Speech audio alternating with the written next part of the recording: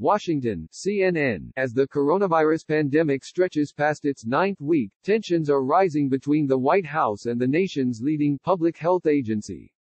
In interviews with CNN, senior administration officials in Washington, as well as top officials at the Center for Disease Control and Prevention in Atlanta, describe a growing sense of mistrust and animosity between the White House and CDC over how quickly the U.S. should reopen and how the government tracks data on the virus.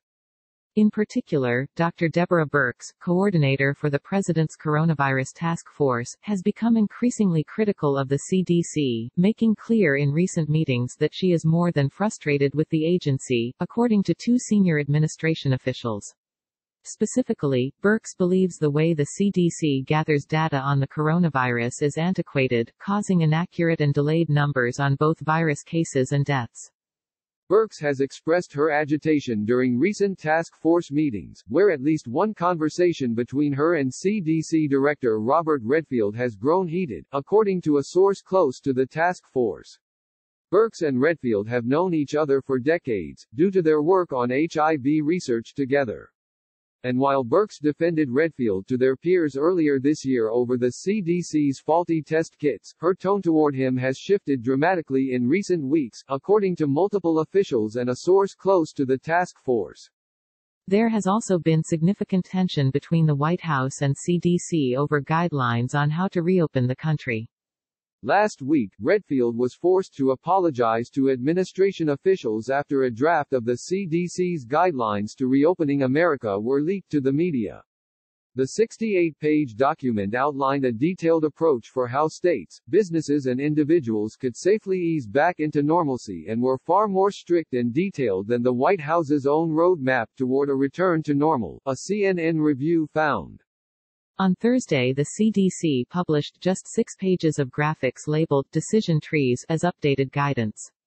After spending innumerable hours on the guidance draft of recommendations, which they say was asked for specifically by Dr. Birx, two senior CDC officials tell CNN that the White House decision to shelve it for now in favor of a 6-page outline has only added to mounting frustration toward Birx within the CDC.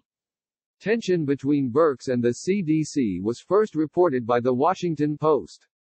One senior administration official told CNN that the slimmed-down guidelines should not been seen as a rebuke of Redfield or the CDC inside the White House, since a whole national strategy was never on the table.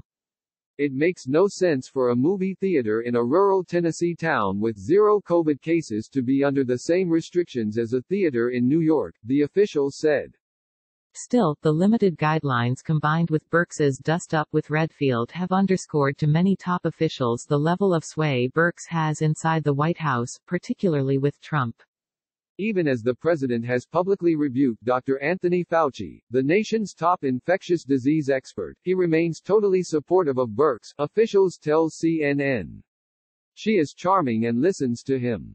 She has found a way to shut down his bad ideas without making him feel diminished, unlike Fauci and some of the others, said one senior administration official. The president has expressed on multiple occasions how great he thinks Birx is, the official said. It is clear that she has his ear.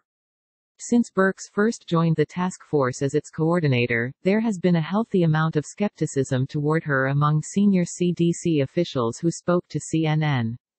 One senior official, who has known Birx since she served as the division director of global HIV/AIDS at the CDC from 2005 to 2014, said Birx has always enjoyed being front and center. From the beginning of her role at the White House, Debbie Birx is out for Debbie Birx, the official said. In interviews with CNN over the past several weeks, CDC officials have expressed a disappointment that Birx has not done more to correct some of the misinformation that Trump has touted during many of the coronavirus press briefings.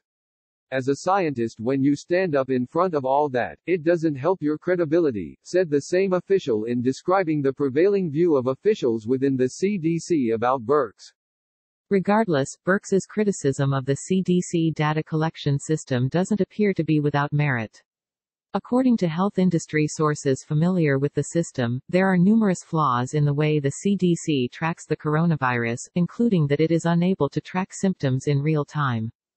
In some cases with flu-like illnesses, primary care physicians who receive patients aren't getting the information out and processed by CDC for as long as a week, which makes contact tracing nearly impossible.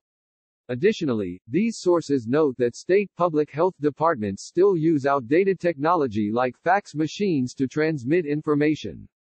As of May 16, CDC data still indicated 60,299 deaths and was last updated on May 15, while CNN's U.S. death count, fueled by Johns Hopkins University data, stood at more than 87,000. The CDC says states report at different rates. Currently, 63% of all U.S. deaths are reported within 10 days of the date of death, but there is significant variation between states, the agency said. That's part of the problem. We don't know how far of a lag there is, but there definitely is a lag, one CDC official told CNN. The CDC has been working on a major data modernization initiative to spruce up the system, primarily by giving the state and local health departments the ability to gather data electronically in real time, federal officials said. The system, which would help digitize the data using modern technology, will not be up and running until later this year, one official said.